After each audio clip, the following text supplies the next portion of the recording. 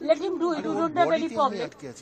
But Vande Mataram के लिए एक बात आपको कहना है, बंगाल से ये सॉन्ग नेशनल सॉन्ग है एंड जनगण मन अधि इज द नेशनल एंथम है, लेकिन वंदे मातरम का पूरा गाना कभी नहीं लिया था।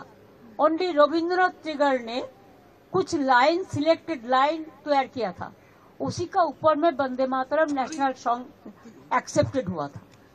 ये भी जानकारी के लिए मैं बताया, बिकॉज आपने पूछा। पहले तो राज्यसभा ने नोटिफिकेशन दिया था कि जय हिंद बोलना नहीं चाहिए, वंदे मातरम कहना नहीं चाहिए। कल मैं बीजेपी का बात भी सुना, कोई कोई बोला कि नेताजी को हम पसंद नहीं करते हैं। अरे तुम नेताजी को पसंद नहीं करते हैं, गांधी जी को नहीं करते हैं, राजा राम मोहन राय के नहीं करते हैं, तो किसको पसंद करते हैं?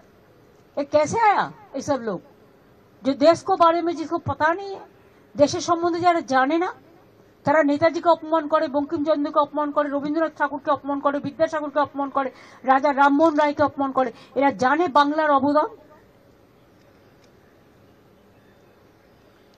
হয়েছে। এবার আমি যাই।